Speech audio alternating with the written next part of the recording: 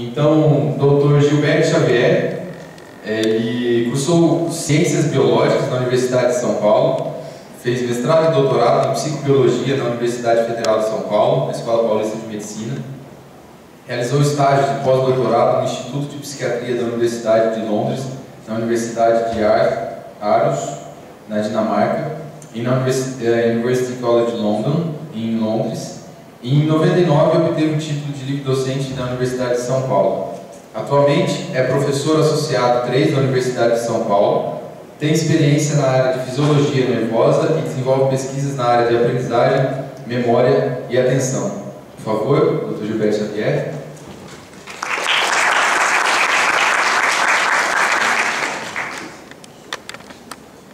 Bem, Dr. Gilberto vai ter 40 minutos para a exposição e mais 20 minutos em seguida as nossas perguntas.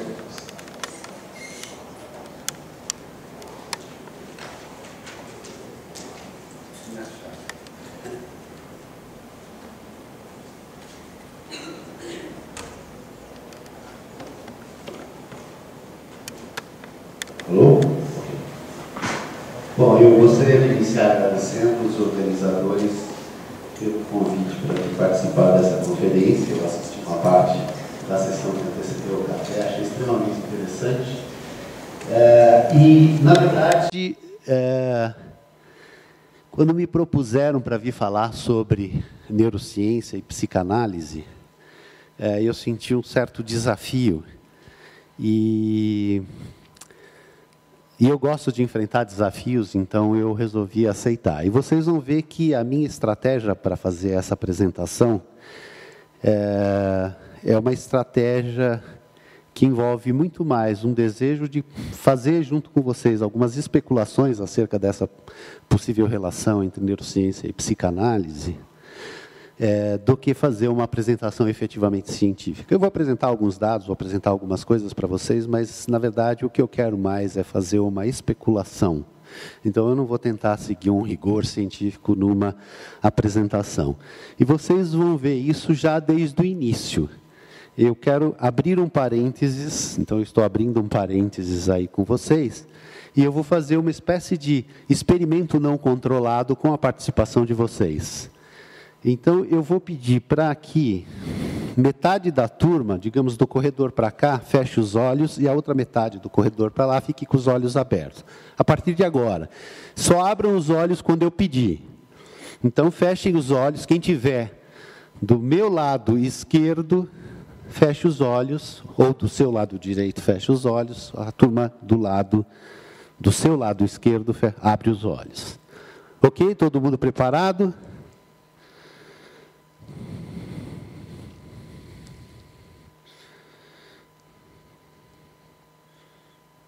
Ok, quem estava com o olho fechado pode abrir, quem estava com o olho aberto pode fechar. Vai uma segunda coisa.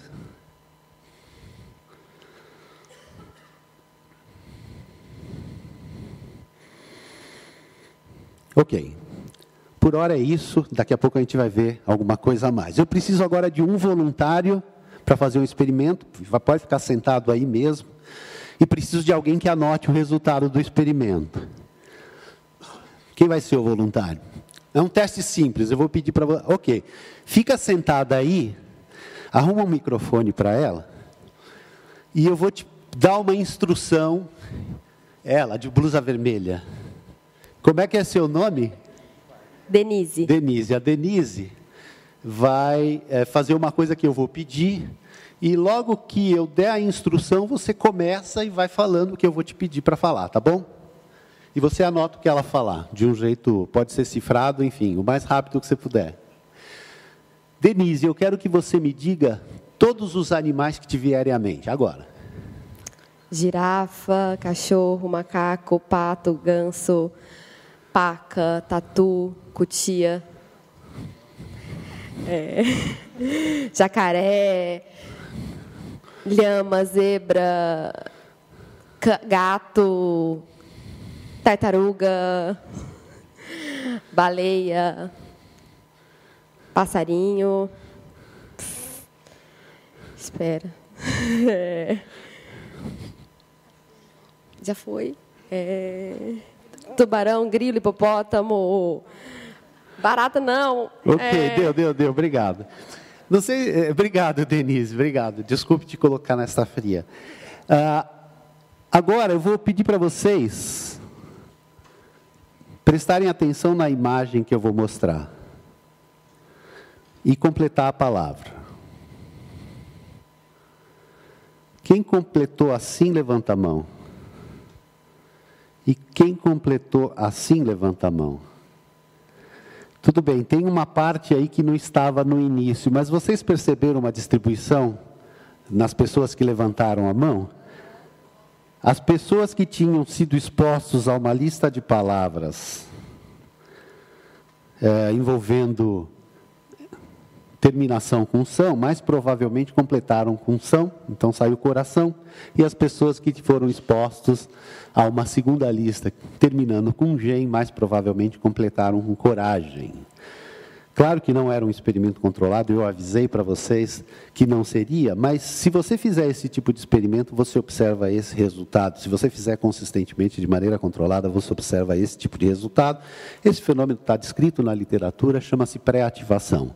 Eu duvido que quando vocês completaram a palavra, vocês estivessem lembrando daquela lista que eu apresentei no início. Ou seja, era uma informação que, de alguma maneira, estava aí no sistema nervoso de vocês e que se manifestou no momento que vocês tiveram que desempenhar a tarefa de preencher um espaço vazio ali, mesmo que você não se lembrasse conscientemente daquilo que foi apresentado. Esse fenômeno é comum, chama-se pré-ativação, e que normalmente é definido como uma informação que influencia o seu desempenho sem que você se dê conta. E vocês vão entender daqui a pouco por que eu estou falando isso, por que eu estou falando de pré-ativação, porque o meu objetivo agora é discutir com vocês como é que funcionam os sistemas de memória, como é que a gente orienta a atenção e que relação os nossos sistemas de memória e a forma como a gente orienta a atenção pode ter relação com os principais cânones da psicanálise. Esse é meu plano geral de apresentação. Então, eu vou discutir com vocês um pouquinho sobre o que é o sistema nervoso, vou discutir um pouquinho com vocês sobre como que a memória é arquivada no sistema nervoso, quais são os mecanismos de orientação da atenção, o que isso significa do ponto de vista neural, ou pelo menos o que se pensa hoje que isso significa do ponto de vista neural, e depois nós vamos tentar estabelecer um paralelo entre essas coisas e alguns dos elementos centrais das ideias psicanalíticas.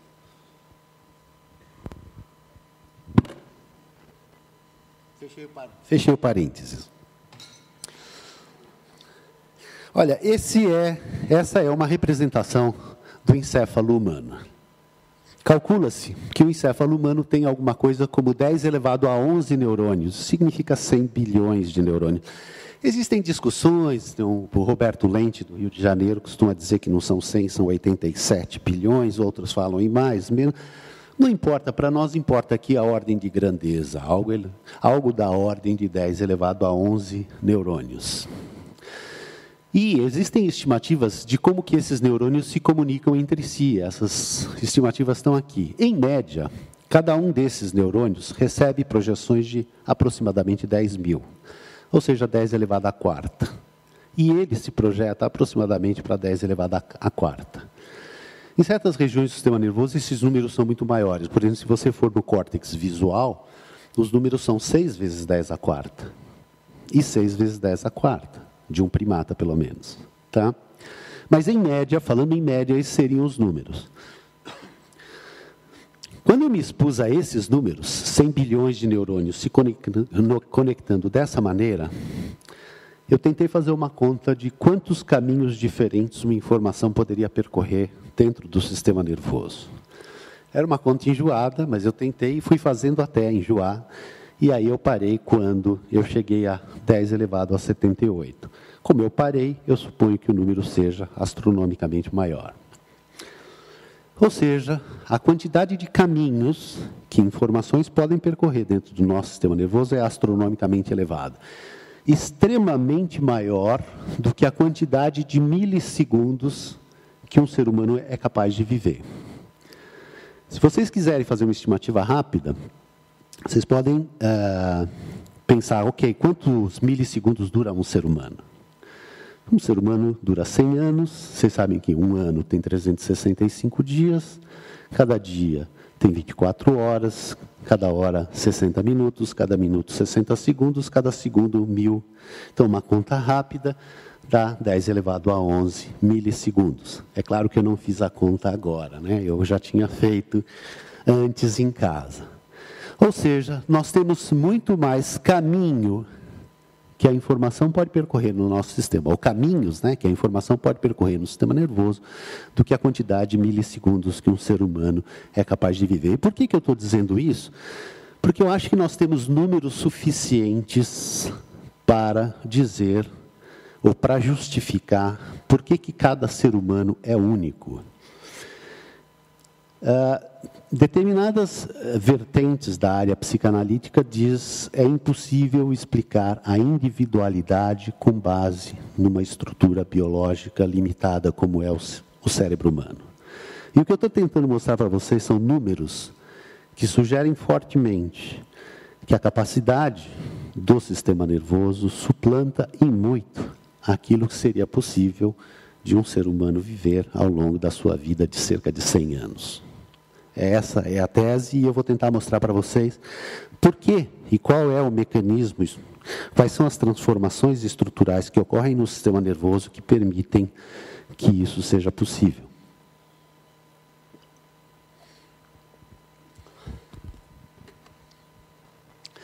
Se nós pegarmos um pedacinho aqui, digamos, dessa região, que é o córtex, e submetermos esse pedacinho a uma técnica que chama impregnação de prata, a impregnação por prata, que é a técnica de Golgi, a imagem que aparece é essa, e isso mostra cada uma daquelas unidades que eu mencionei antes. Isso aqui é um neurônio, você tem um corpo celular, um axônio, dendritos, e já dá para ver aqui, de maneira extremamente ilustrativa, que esse neurônio está recebendo informações de um outro neurônio aqui, ou seja, o axônio deste neurônio chega e faz contato sináptico com este segundo, assim como você tem aqui, ou seja, na árvore dendrítica desse neurônio, a gente tem cerca de 10 mil neurônios chegando, e o seu axônio se projeta e se ramifica, levando informação para outros 10 mil. Isso gera um conceito de rede, essa rede nervosa. Eu gosto dessa imagem porque ela nos dá justo a noção de uma rede. É um emaranhado de interconexões. E a questão é que é esse emaranhado de interconexões que provavelmente determina aquilo que nós somos. Que determina, por exemplo, diferenças de personalidade entre gêmeos univitelinos, aqueles que são supostamente 100% iguais, geneticamente falando. Por que esses indivíduos, não obstante sejam geneticamente iguais, eles são completamente diferentes do ponto de vista de personalidade? Não diria completamente, porque eles têm algumas similaridades, mais similaridades do que gêmeos fraternos, mas eles são, todavia, diferentes. E é isso, eles são geneticamente iguais, mas são duas individualidades distintas. E essas individualidades distintas têm relação com a sua história de desenvolvimento. O fato de eles ocuparem duas posições distintas do espaço faz com que eles sejam expostos a uma sucessão de eventos completamente diferentes. E, em sendo assim, eles constroem redes nervosas diferentes. E é essa construção distinta das redes nervosas que faz com que eles sejam diferentes. Quando o indivíduo vive uma experiência, digamos, um estímulo no ambiente, eventualmente isso gera atividade em certos neurônios que se comunicam com outros neurônios. Aqui vocês têm a representação de uma dessas comunicações, uma sinapse entre um neurônio e um segundo neurônio. Se a atividade aqui for suficientemente intensa, isso poderá desencadear um disparo neste segundo neurônio. Se, paralelamente ao disparo ocorrido nesse segundo neurônio, houver atividade num outro neurônio que inicialmente não tinha uma conexão muito forte com o segundo, o que pode acontecer é que esse disparo concomitante entre estes dois acaba desencadeando processos que levam à alteração na sinapse entre esses dois elementos agora. E essa alteração, vamos chamar na força sináptica, eventualmente faz com que uma informação passe de maneira distinta, talvez facilitada por este novo caminho. Ou seja, inicialmente você tem uma conexão que tinha uma certa facilidade, ou uma certa dificuldade para ser ativada, e depois de um disparo concomitante entre esses dois elementos, ela se transforma, fazendo com que haja uma alteração da força sináptica. Ora, lembrando daqueles números, nós tínhamos 10 elevado a 78. Então, provavelmente, o que está acontecendo é que nós estamos alterando essas conexões entre neurônios, e ao alterar essas conexões, nós estamos construindo uma rede nervosa. E assim, aparentemente, se dá o processo de construção da nossa história no ambiente. De tal maneira que, se eu vivo uma experiência, eu posso alterar o funcionamento desta sinapse, ou desta, ou desta, ou desta, e assim eu vou construindo uma rede nervosa que tem certos pontos de facilidade de passagem de informações, de tal maneira que eu vou construindo. Eu poderia representar, vou construindo uma rede com determinadas propriedades e características. Eu poderia representar isso assim. Vocês veem aí uma rede nervosa, tem alguns elementos, e eventualmente alguns desses elementos estão conectados. Suponha que essa seja a rede nervosa de um bebê. E esse bebê está aprendendo algumas coisas. Então, ele se depara com um cachorro e a mãe fala: meu filho, este é um cachorro.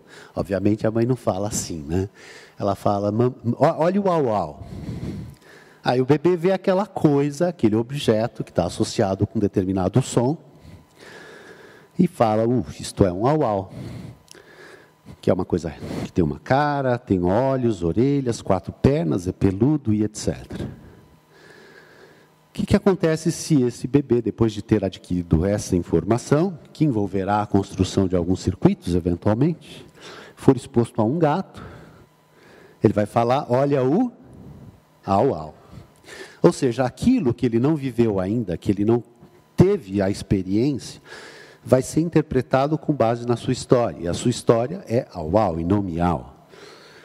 Só que a mãe fala: não, esse não é au-au, esse é miau. Significa, a mãe está dizendo para o bebê: preste atenção que você vai discriminar esse objeto daquele anterior. E aí o bebê começa a prestar atenção, embora tenha 2 olhos, orelhas, 4 pernas, pelo e etc. É um bicho que talvez tenha o focinho mais achatado, seja mais esguio, não seja tão amigável. Ou seja, ele começa a discriminar as coisas. Mas notem que, e isto é extremamente importante, quando ele viu o miau pela primeira vez, ele já tinha o circuito do au-au. E esse circuito estava ativo no momento em que ele viu o miau. Tanto é assim que ele interpretou o miau como sendo au-au. O que significa que, para construir essa nova memória, ele tinha uma parcela do circuito ativo que foi agora adicionado de novos elementos. Ou seja, esses 2 elementos ficam associados. Você pode me lembrar quais foram os primeiros animais que a Denise te falou?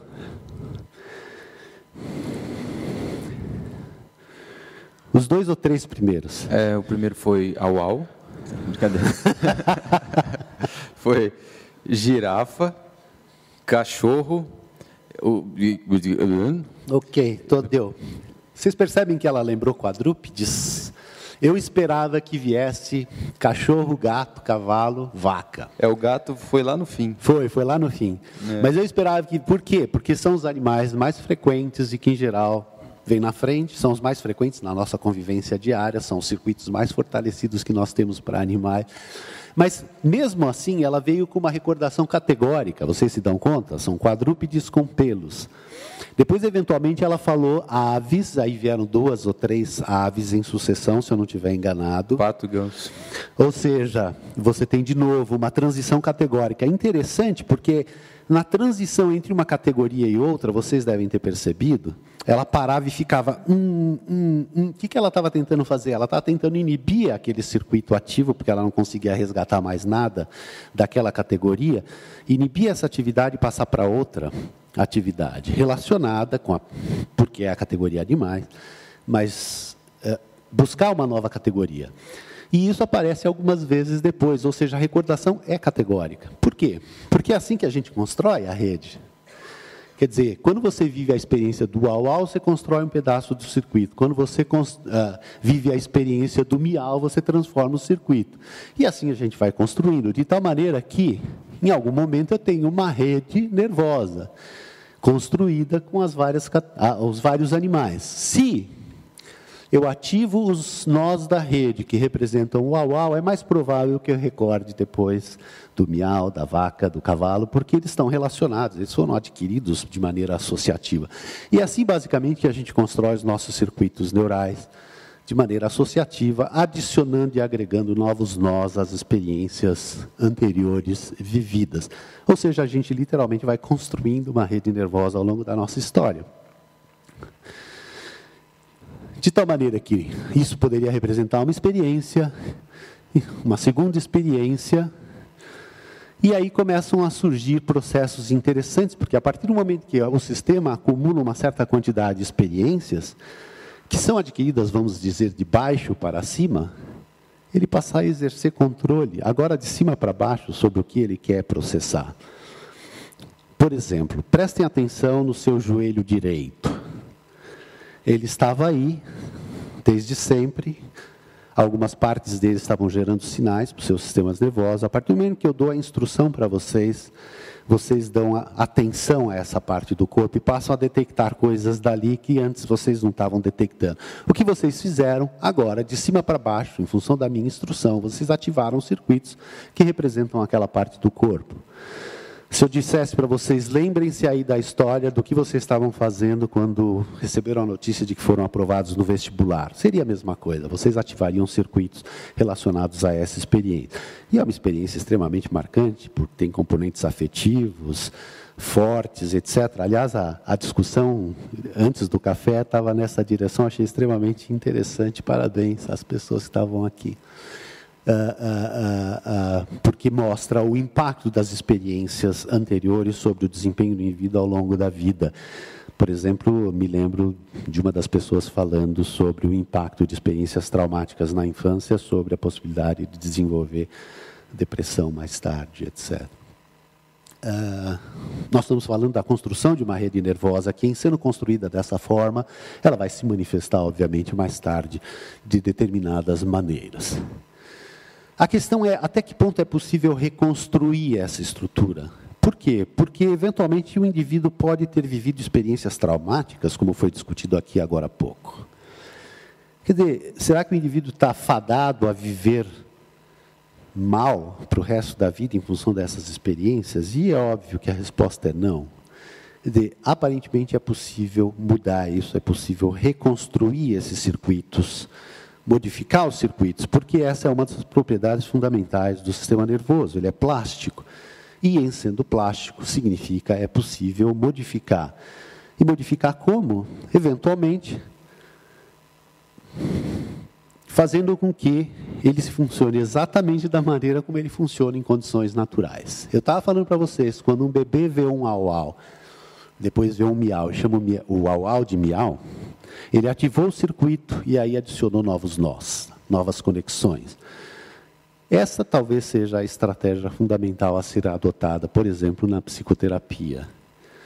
E é isso que os psicanalistas fazem. Entendeu? O principal método da psicanálise é a livre associação de ideias. O indivíduo deita relaxadamente num divã e tenta fazer as associações que para ele fazem sentido. Ora, para ele fazem sentido por quê? Porque ele tem uma rede que foi construída de uma determinada forma. Então, é óbvio que aquelas experiências estão associadas e vêm numa sucessão. É como lembrar categoricamente de animais.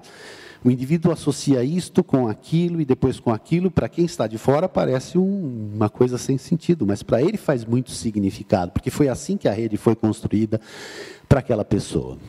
A questão é até que ponto é possível modificar essa rede por desejo, por vontade.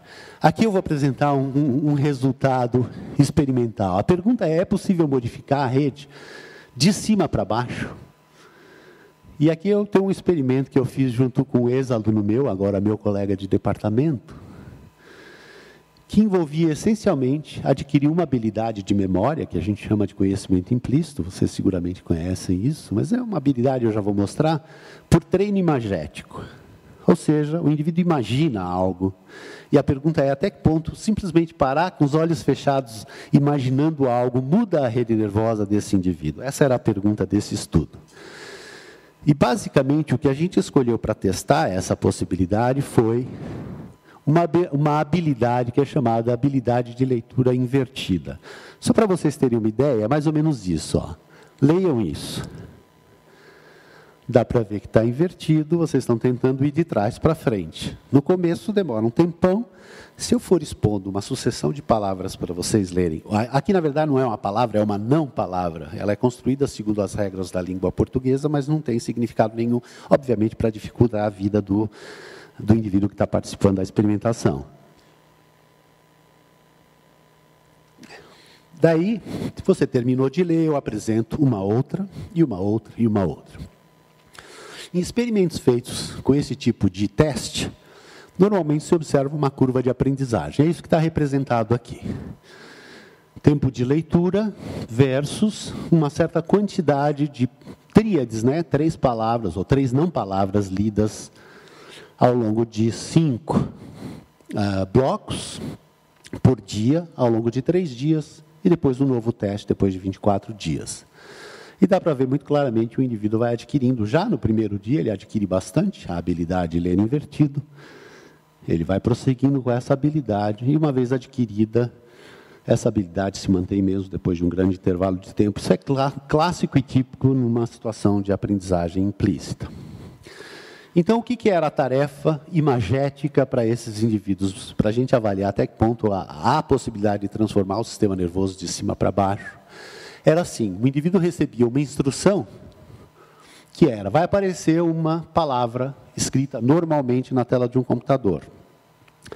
Depois que você lê a palavra, feche os olhos e escreva para alguém sentado à sua frente, como se você estivesse na frente de um quadro negro transparente, qual é a palavra. Então, suponha que eu seja esse sujeito. Eu leio lá na tela do computador, palavra.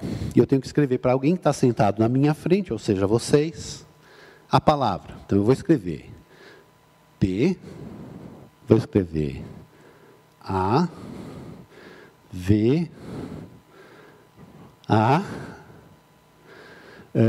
e assim vai. Vocês entenderam, certo? Vocês viram que eu não fui submetido a nenhum treino de leitura com texto invertido. Eu simplesmente imaginei as palavras de maneira invertida. Porque eu tive que fazer isso para vocês serem capazes de ler. Essa era a instrução da tarefa.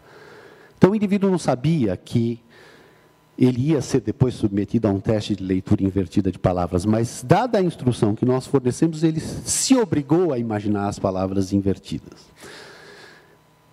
Aí nós temos o treinamento, são 7 sessões, 12 palavras com 7 letras cada uma, e entremeadas destas sessões de treino imagético ou treino real, aqui no caso é leitura real de texto invertida, veja aqui. Então esse é o nosso grupo controle de leitura real, esse é o nosso grupo imagético. E, entremeados disso nós temos testes de leitura de não palavras reais.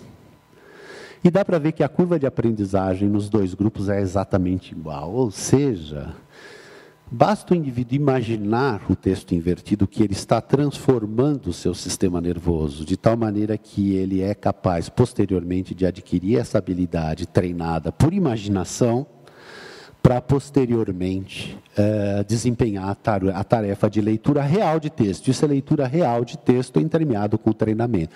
Dá para ver que, exceto por uma diferença inicial, no grupo imagético, no primeiro bloco, toda a curva de aprendizagem que se segue é exatamente a mesma. Ou seja, o treinamento imagético, que significa um controle de atenção de cima para baixo, permite alterar os circuitos neurais que levam à aquisição de conhecimento implícito, de maneira tão eficiente quanto é a aquisição de baixo para cima, ou seja, pela leitura real.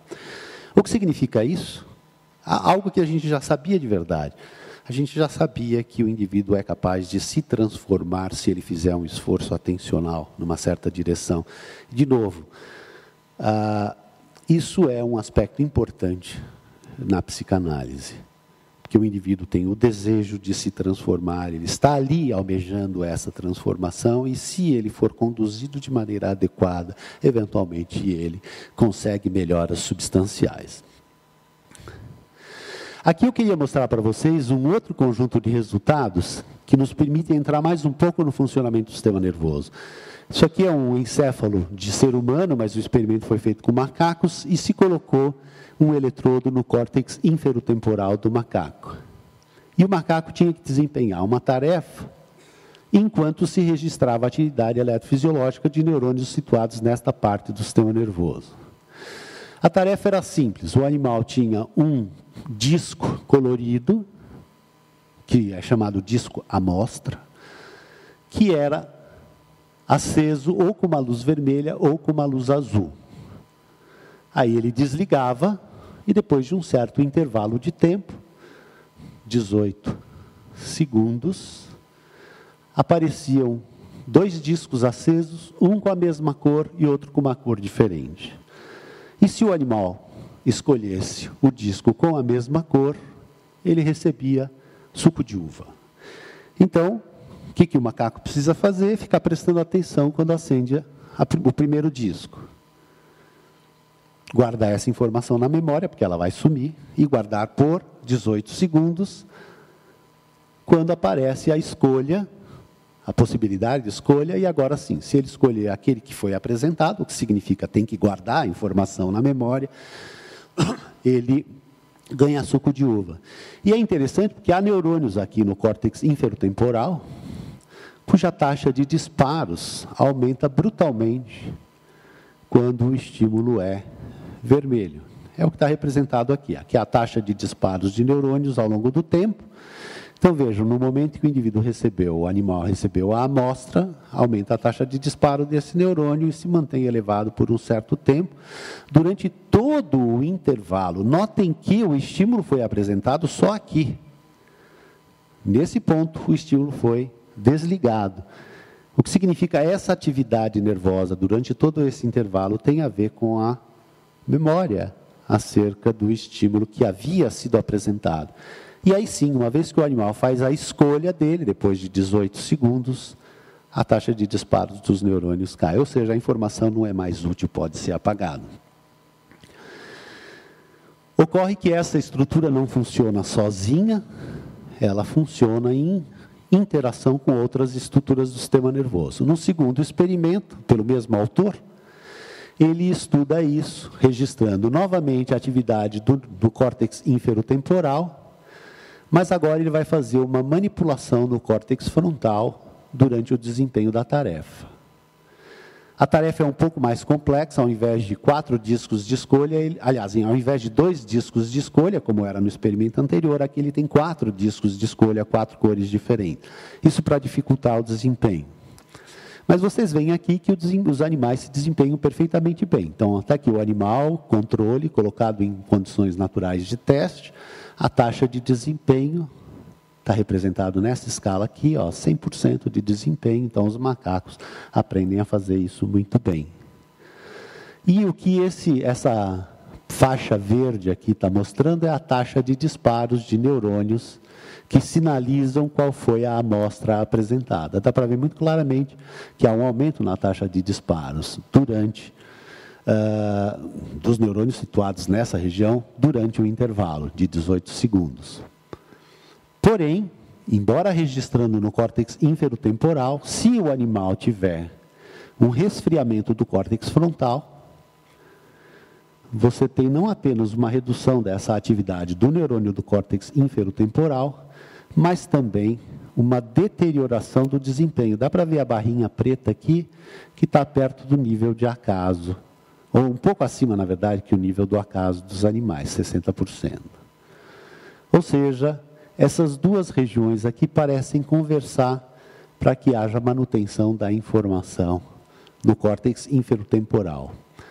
Existem muitos estudos na literatura sugerindo que o córtex frontal ele é preponderantemente responsável por uma série de funções chamadas funções executivas, entre elas a função de orientação da atenção. E, aparentemente, é isso que acontece. Enquanto o animal mantém a atenção sobre o estímulo que havia sido apresentado, ele retém essa informação na memória. Se ele não tem a estrutura responsável por essa ativação, ele perde essa informação.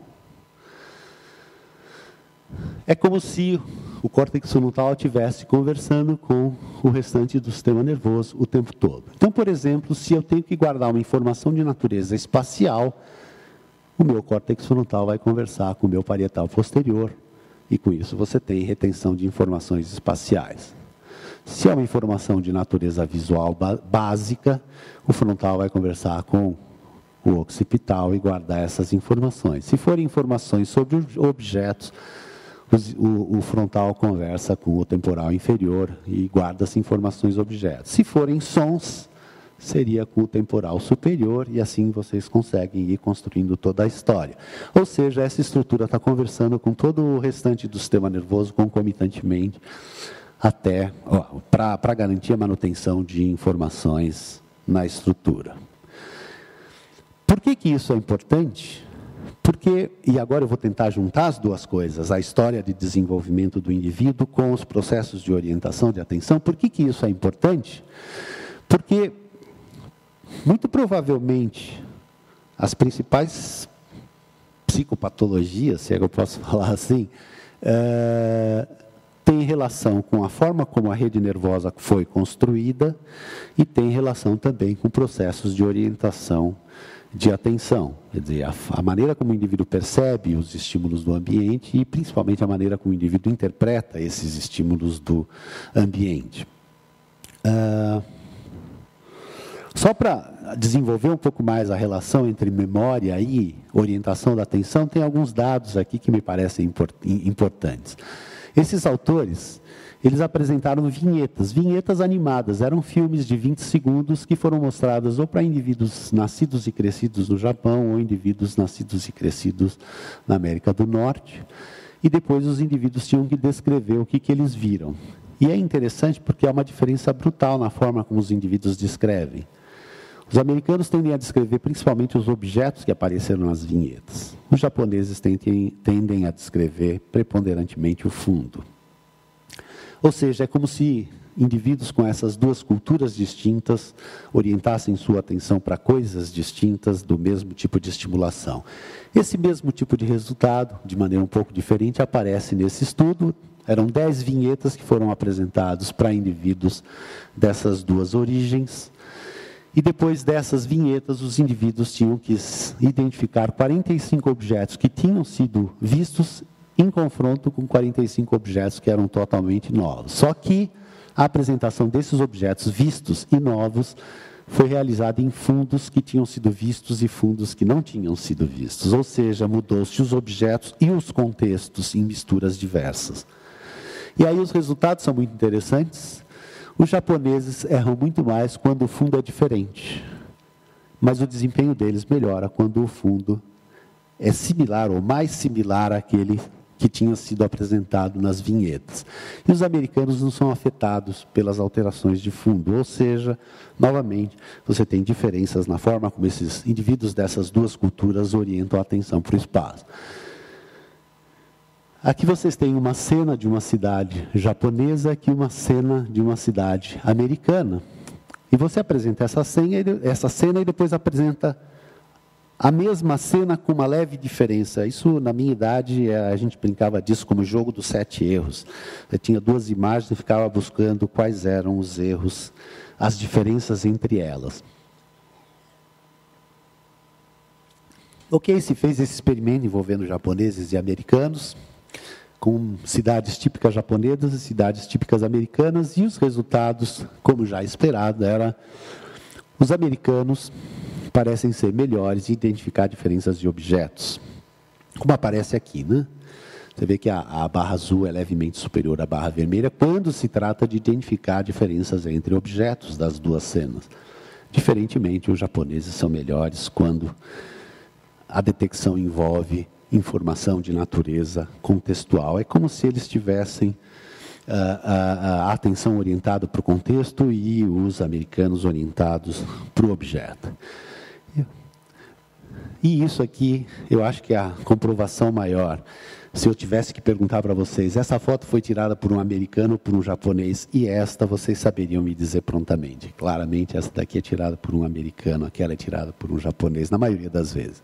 Isso é experimento real, eu não estou falando, não estou inventando coisas, isso aqui é experimento publicado, mostrando que se você vai num certo número de pessoas de cada uma dessas origens e fala, bate uma foto de uma pessoa, na maioria dos americanos vai fazer esta foto, a maioria dos japoneses vai fazer esta foto que tem um contexto, tem um fundo e etc. Ok, chegamos a um ponto que eu acho que é tentar fazer a ponte entre essas duas coisas. Um dos cânones principais da teoria psicanalítica é estamos inconscientes de parcela significativa da nossa atividade mental. Eu queria ressaltar que o Freud foi oriundo da escola de medicina que ficou conhecida como Escola de Helmholtz. Von Helmholtz foi um dos maiores neurofisiologistas da história. E ele já dizia que a percepção consciente é produto de inferências inconscientes baseadas no conhecimento individual do mundo e nas memórias das experiências passadas. Ou seja, eu comecei falando para vocês nessa apresentação uma coisa que já foi dita há cerca de 200 anos atrás. E o Freud pegou essa ideia e desenvolveu. Essa foi, na verdade, o grande mérito do Freud foi pegar as ideias do Helmholtz e desenvolver com competência. Algumas pessoas representam o que seria a consciência em confronto com o que seria o inconsciente dessa forma. Eu não vou tentar entrar nos detalhes dessa diferença, eu vou só tratar de maneira muito simples para a gente entender a ideia básica. Até que ponto é possível entender isso sob a ótica do que eu acabei de descrever para vocês acerca de sistemas de memória e orientação da atenção? Eu vinha dizendo para vocês, olha, nós construímos redes dessa forma, quando nós resgatamos uma informação, nós estamos ativando certos circuitos dessa rede. E os demais circuitos? Vocês lembram que a quantidade de conexões era extremamente elevada. O que está acontecendo com os demais circuitos? Tem uma outra forma de representar isso, que poderia ser essa. Eu tentei representar aqui uma rede, e essas bolinhas coloridas representam níveis de atividade nos nós da rede. A mesma coisa que eu tinha descrito antes, só que agora adicionando o nível de atividade da rede. Eventualmente, as cores poderiam representar informações de naturezas distintas. Mas o ponto que eu quero fazer com vocês aqui é assim. Vocês estão vendo que tem um setor da rede nervosa com pouca atividade aqui, um pouco mais ali, muita atividade aqui. A rede, por ser uma rede extremamente associativa, ela influencia os outros setores de maneira contínua, e eventualmente aquilo que o indivíduo está percebendo naquele momento é fruto de certos setores da rede cuja atividade é maior. Ou seja, o que eu estou pensando agora deve ter relação com o maior nível de atividade em certos setores da minha rede nervosa. É claro que os demais setores da rede, por ser uma rede associativa, influenciam qual dos nós da rede vai intensificar a sua atividade, porque é um conjunto de interações que está ocorrendo continuamente. Eu não posso dizer que isto aqui está sendo insignificante. Pelo contrário, é extremamente determinante de qual setor da rede vai entrar em maior atividade. Talvez isto seja o que a gente chama de consciente. E talvez isto seja o que a gente chama de inconsciente. Ou seja, essas informações não estão presentes para mim agora, mas estão sendo absolutamente determinantes em intensificar a atividade nervosa em um determinado setor da rede nervosa. Então, eu poderia, eventualmente, tentar explicar ou especular sobre consciente e inconsciente dessa forma. Outro cânone da psicanálise é o determinismo psíquico, ou seja, pouco ou nada na vida psíquica ocorre por acaso, porque cada evento psíquico é determinado pelo seu anterior. O principal método da psicanálise é a livre associação de ideias. Ora, nós já discutimos na rede nervosa como é que isso poderia funcionar. Quer dizer, se a atividade de um setor da rede está determinando a atividade em outros setores da rede, e isso vai ocorrendo ao longo do tempo, faz todo sentido que seja dessa forma.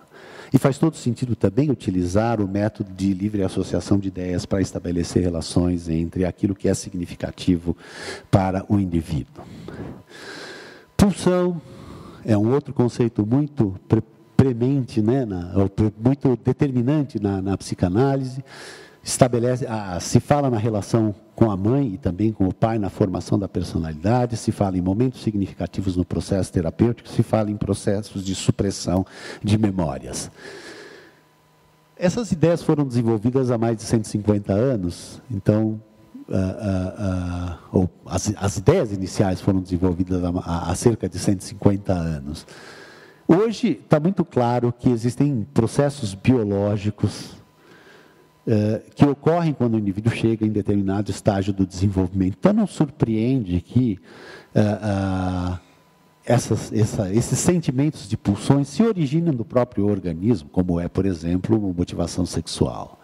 Também não surpreende que a relação com a mãe e com o pai seja determinante da formação da personalidade, porque nós sabemos que, particularmente nos mamíferos e especialmente nos primatas, há uma dependência muito grande nesse contato com os cuidadores, sejam o pai e a mãe biológicos ou não. Há uma importância muito grande nesse contato para determinar as aquisições que o indivíduo faz nos estágios mais iniciais do desenvolvimento. Então, também não surpreende que isso seja determinante para o funcionamento daquela rede nervosa. Momentos significativos eu pulo por premência de tempo. E supressão de memórias. Esse é um tópico que eu quero discutir com vocês. Por quê? Porque hoje existem evidências experimentais laboratoriais de que o fenômeno de supressão de memórias é real. Aqui vocês têm 2 artigos, eu peguei esses artigos já faz algum tempo, seguramente há outros mais atualmente, em que eles descrevem a supressão de memórias. Eu não vou descrever os dados especificamente, mas vou só dar para vocês uma ideia geral do que é esse artigo, só para vocês entenderem, no contexto da nossa discussão, o que eu quero dizer com eles. O que esses autores fizeram foi usar uma situação que é chamada de pares associados de palavras para fazer um teste de supressão de memórias. Esse teste envolve 3 fases distintas. Numa primeira fase, o indivíduo tem que fazer a associação entre pares de palavras totalmente não relacionadas. Então, por exemplo, panela, grampeador, sapato, toalha, etc. E ele é treinado até um ponto que ele se torna proficiente nisso. Então, quando você dá o primeiro item do par, sapato, o cara te responde toalha. Quando você vai armário, ele te responde árvore, e assim por diante. Então, o desempenho dele vai até um certo nível, que é muito bom, itens lembrados. Depois disso, o indivíduo passa por uma segunda fase, em que ele recebe a seguinte instrução. Se eu apresentar a palavra em vermelho, você faz um esforço qualquer de não lembrança. O que significa isso? Inventa. Inventa qualquer coisa para não pensar no segundo item do par. Como? Sei lá, faz contas, pensa na sua mãe, pensa no seu cachorro, pensa em alguma coisa. Ele recebe uma instrução, eu estou exagerando, mas é mais ou menos isso. Se aparecer em verde, sem problema, você pode ou não lembrar o segundo item do par. E aí o indivíduo passa por uma fase de treino em que ele não pode lembrar o segundo item do par. E numa fase 3, você fala, agora você ganha R$50 para cada par que você lembrar. E, interessantemente, em relação às palavras que ele tinha feito um esforço de não lembrança na fase 2, a quantidade de recordações é muito menor. Ou seja, o fato do indivíduo em algum momento ter feito um esforço de não lembrança, um esforço consciente de não lembrança, ou seja, ele orientou a atenção para não lembrar, faz com que, de alguma forma, ele coloque, vou chamar de uma trava, uma inibição na construção daquela atividade neurofisiológica que levaria à lembrança. De tal maneira que, mais tarde, a recordação desses itens se torna dificultada. Ou seja, ele tinha um circuito que, eventualmente, representava uma informação que pode ser suprimida, cuja atividade pode ser suprimida por orientação da atenção. Para encerrar, eu gostaria de pegar um exemplo que eu guardei na memória da primeira parte dessa sessão de hoje, antes do café, que é memória traumática. Uma pessoa que tem uma memória traumática, obviamente, pelo conteúdo da mesma, provavelmente não quer ficar lembrando dessa experiência. Por quê? Porque ela traz sensações desagradáveis. Esse indivíduo que tem uma experiência traumática deve passar a vida tentando evitar se recordar daquela experiência. Não surpreende que ele suprima essa memória ao ponto de nem sequer ser capaz de resgatá-la em determinado momento. Mas, em determinadas condições, pelos métodos que forem, hipnose, sensibilização pelo movimento ocular, que são coisas que vêm sendo usadas atualmente para tratar alguns distúrbios psicológicos, o indivíduo pode ter acesso a essas informações, o que mostra que a informação estava lá. O indivíduo simplesmente não está conseguindo resgatar a informação, provavelmente em decorrência desse treinamento de supressão que ele fez ao longo do tempo. Então, eu vou parar de projetar slides, mas só para a gente concluir, a impressão que eu tenho é que o acúmulo de informações que a gente está tendo hoje na área de neurociência sobre como é que funciona o sistema nervoso, particularmente no que se refere à memória e à atenção, está mostrando que muitas das coisas que foram investigadas e estudadas na psicanálise, eventualmente tem um substrato neural. E o ponto talvez seja ver até que ponto é possível que essas duas ciências conversem uma com a outra, porque no final das contas o objetivo maior e final é trazer benefício para as pessoas que sofrem em função das suas histórias. Então, se for possível que essas duas ciências, embora haja discussões em alguns setores sobre se a psicanálise seria ou não uma ciência, mas eu diria que sim, e diria, se a conversa dessas duas ciências trouxer benefícios para as pessoas, eu não vejo por que elas não devam conversar entre si. Eu agradeço a atenção e estou aberto a perguntas.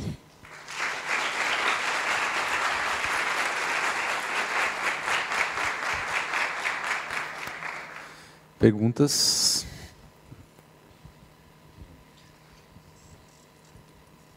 Xavier, primeiro eu queria agradecer a magnífica palestra, muito instigadora, né? E queria aproveitar esse finalzinho aí, e lembrando o que já foi discutido aqui em termos dessas memórias traumáticas, é que me parece que elas não são apenas suprimidas, elas continuam influenciando o comportamento. E aí é que é o problema, né? Tem alguma coisa que mexe com você e você não sabe direito o que é. Ou então até sabe, no caso do trauma, mas aquilo não consegue evitar que aquilo aconteça. Então, eu queria que você considerasse o seguinte: será que o que você falou aí vale para a memória explícita, mas não vale para a memória emocional? Quer dizer, essa não foi suprimida e essa está atuando. E o objetivo do tratamento, e aí ligando o MDR com a psicanálise, é fazer com que ela se torne declaratória. E, ao fazer isso, permitir a regulação cognitiva da emoção. Ok. Vai parecer que eu e o professor Greff combinamos a pergunta lá fora, porque eu acho que o professor tocou num ponto extremamente importante e que eu vou aproveitar essa imagem aqui para discutir. O professor Greff tem razão que essas memórias, embora suprimidas, continuam influenciando o desempenho. O que eu fico imaginando, dá para apagar um pouquinho só a luz aqui da frente? O que eu fico imaginando é, essas memórias estão suprimidas, mas não apagadas.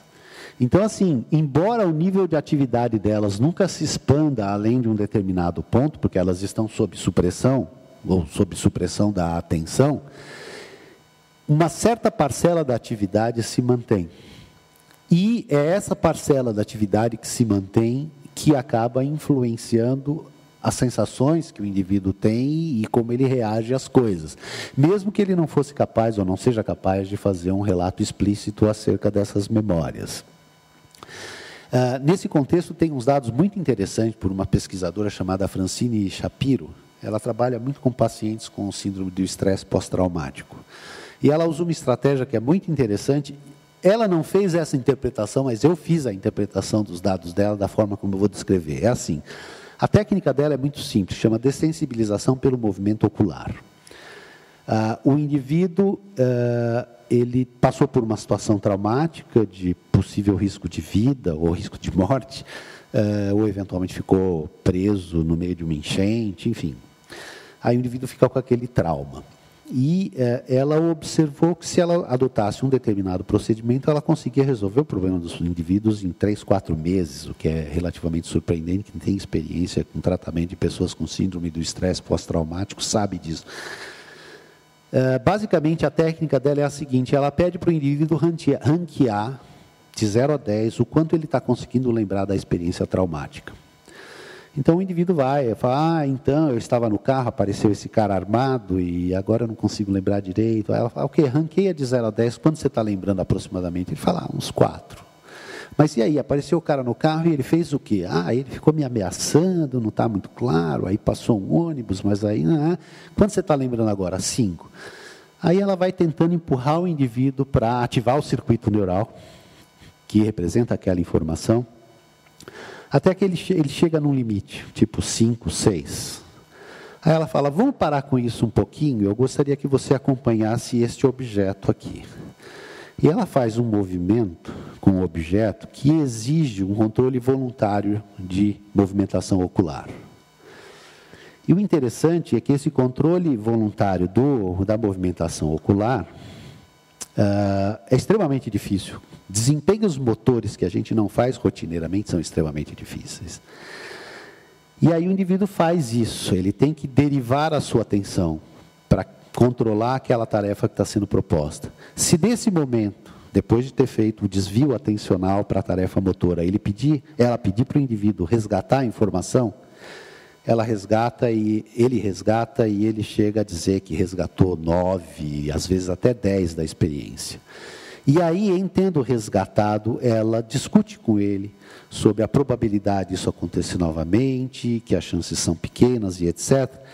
E a gente poderia pensar, então, que o que aconteceu seria isso. O indivíduo tinha um certo circuito, uma certa rede, que, em tendo sido ativada plenamente, eventualmente pode agora ser ressignificada, que é a expressão que os psicanalistas gostam, para falar de uma reconstrução de memória. Ou seja, na medida em que o indivíduo é capaz de resgatar plenamente a informação, a atividade do circuito se acende toda e aí o indivíduo é capaz de reconstruir essa memória. Então você teria uma espécie de reconstrução da memória,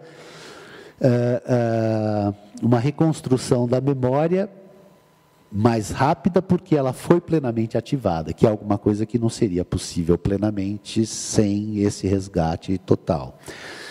Alguns autores defendem, ou a segunda parte da sua pergunta, alguns autores defendem que memórias implícitas, muitas de natureza emocional, seriam as memórias inconscientes e você teria em contraposição a isso memórias explícitas, que são as conscientes. Eu não compartilho com essa visão desses autores, eu acho que existem sim memórias implícitas, e as memórias implícitas não seriam conscientes, mas existem também memórias explícitas, que se tornam inconscientes. E elas se tornam inconscientes, talvez por processos de orientação de atenção, como a gente está discutindo agora. Claro, dá um microfone para ele.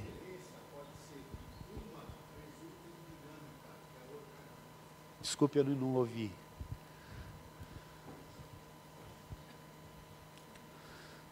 Que a memória implícita de natureza emocional é pulsão, impulsiona o comportamento, é um drive. Sim. E a outra é anódina. Ok. É uma possibilidade, definitivamente é uma possibilidade. Mas a impressão que eu tenho é que as memórias emocionais, elas são muito determinantes para o que o indivíduo vai ou não vai arquivar de memórias declarativas. Eu mesmo citei aqui o exemplo do vestibular, quer dizer, estar submetido a uma situação de vestibular é uma situação afetivamente muito intensa. Por isso a maioria das pessoas se recorda perfeitamente bem do que elas faziam na hora que receberam a notícia da aprovação ou da reprovação. Quer dizer, são memórias que são arquivadas de maneira mais determinante em função exatamente dessa pulsão, desse drive emocional que existe.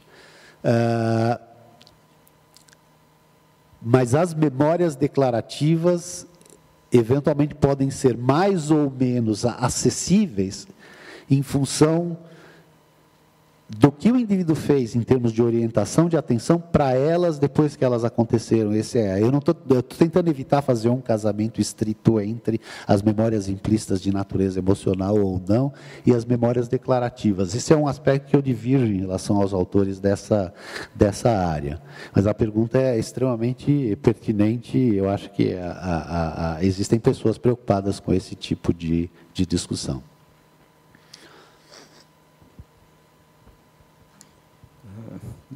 Maurício, você acha que poderia parecer que tem uma combinação? Acho que vai parecer que tem uma combinação nossa também com o que eu pretendo trazer hoje à tarde. Espero que tu possa estar presente, até torcendo. Muito interessante. Eu queria te perguntar sobre um aspecto que eu acho que também favorece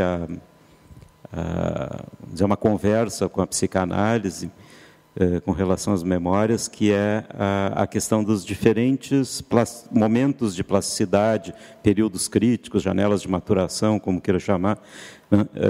A diferença de uma experiência acontecendo num momento da vida ou no outro, de mais ou menos plasticidade, seja pelo sistema nervoso estar mais imaturo e que tende a haver mais plasticidade, né? Pelo menos em alguns períodos ou para certas funções, e também a intensidade afetiva, né, que faz diferença na plasticidade, e que há uma correlação assim sempre com, né, o que se falou em psicanálise, de que as experiências do início da vida, das relações afetivamente intensas, né, assim, deixam marcas mais duradouras, são transferidas depois para as futuras relações, assim, de forma mais compulsiva, né? Sim. Sem dúvida nenhuma, eu acho que você tocou num ponto que é bastante interessante, bastante importante, quer dizer, e concreto. Eu acho que tem uma concretude em relação a esse aspecto, que existem essas janelas de sensibilidade, ou seja, períodos em que o indivíduo está mais predisposto a adquirir determinados tipos de informação. Por exemplo, você pega uma criança dos 3, 4 meses de vida até os 2, é uma esponja de linguagem. A criança, ela absorve fonemas, absorve vocabulário, ela absorve um monte de informação, e ela está particularmente sensível à aquisição desse tipo de habilidade, que prossegue até um certo ponto. Mas vocês sabem certamente, se uma pessoa foi exposta aos fonemas de uma língua, por exemplo, até os 17 anos de idade, ela é capaz posteriormente de falar sem sotaque, mas pessoas como eu, por exemplo, que adquiriram segunda língua depois dos 17 anos de idade, elas têm dificuldades com os fonemas e vão falar com sotaque para o resto da vida. Então existe esse fenômeno das janelas sensíveis. Isso se aplica também a aspectos afetivos, e isso tem a ver, obviamente, com o desenvolvimento do sistema nervoso. Quer dizer, existem essas janelas de sensibilidade, elas estão relacionadas com os diferentes estágios de maturação do sistema nervoso. Costuma-se dizer que antes dos 2 anos de idade ninguém é capaz de ter uma memória declarativa. Por quê? Porque o desenvolvimento do hipocampo na espécie humana ocorreria posteriormente a essa idade. Então, até os 2 anos de idade, dado que nós não teríamos um hipocampo completamente desenvolvido, nós não teríamos a habilidade de construir uma memória declarativa. Então, você teria a capacidade de adquirir memórias implícitas. Então, assim, é um ponto importante, e se você levar a colocar sobre ainda esse aspecto, a questão do desenvolvimento afetivo, que também exibe janelas de oportunidade, isso ressalta a importância de se buscar relações entre aquilo que já se acumulou de conhecimento sobre o desenvolvimento psicológico do indivíduo com o que se acumulou de conhecimento acerca do desenvolvimento do sistema nervoso. Então, eu acho que sim, existe um caminho grande aí pela frente, felizmente, né, porque isso abre muitas possibilidades de interação e de novas pesquisas. E, infelizmente, eu não vou poder assistir a apresentação à tarde, porque eu estou com viagem marcada já. Vou sair daqui quase correndo para pegar o avião e voltar. Mas tenho certeza que vai ser bem interessante. Obrigado pela pergunta. Bom, que pena. Então, posso acrescentar mais um pouco a pergunta, já que eu não vou te ter aí mais tarde. E falou da linguagem, né? E eu não li o experimento original, eu li num artigo de revisão uma referência a isso. Tem um artigo, acho que é do Annual Review of Neuroscience, Takao Henshi, um autor que estuda períodos críticos, não me lembro o ano, acho que 2004. Ele fala sobre os períodos críticos para a aquisição da linguagem, e ele descreve um experimento ali, assim, na revisão, né? Mas semelhante ao que tu tinha descrito, americanos e japoneses, né? Crianças que foram expostas aos fonemas no início da vida, elas não aprenderam a linguagem, só foram expostas aos fonemas, né? E depois o ensino da língua mais posteriormente. E o que ele descreve ali é que a mera exposição aos fonemas por gravações não ocasionou diferenças na capacidade de, depois, de não perder a capacidade de falar aqueles fonemas sem sotaque. Mas a exposição através de uma relação humana, sim. Né? A exposição por gravações não fez diferença nenhuma. Sim. Né? Se tinha uma babá que falava ou japonês, ou inglês no Japão, ou japonês nos Estados Unidos, mesmo que a criança não aprendesse, e as exposições muito curtas, inclusive, muito curtas, fizeram uma diferença muito grande posteriormente. E se aquela pessoa só falasse aquela língua, ainda não fosse bilíngue, mais ainda. Sim. Né? Então entra aí a relação, né? Sim, eu acho que tem relação com o que o professor Greff acabou de nos dizer. Quer dizer, as relações sociais para a espécie humana são extremamente determinantes, extremamente marcantes. Então, você adquirir essa informação por meio de uma interação social que envolve componentes afetivos tem um significado diferente para o indivíduo e seguramente ele acaba adquirindo melhor. Existem alguns experimentos realizados com crianças que foram expostas a diferentes procedimentos de orientação de atenção em diferentes estágios da vida. Então, por exemplo, aprendizagem musical, aprendizagem de habilidades motoras específicas, como artes marciais, etc. E simplesmente brincadeiras com os pais de interação e orientação da atenção para objetos. Olha esse carrinho, olha aquele animalzinho e coisas do tipo.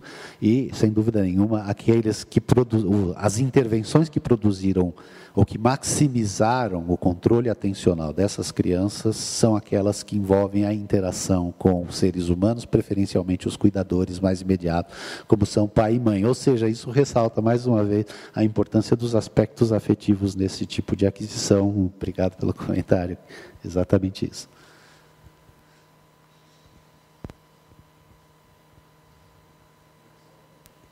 Alô, bem, pessoal, infelizmente a gente precisa encerrar a palestra do Dr. Gilberto Xavier. Gostaria de agradecer a sua presença, agradecer as suas palavras, certamente de grande valia a todo mundo. Por favor. Obrigado.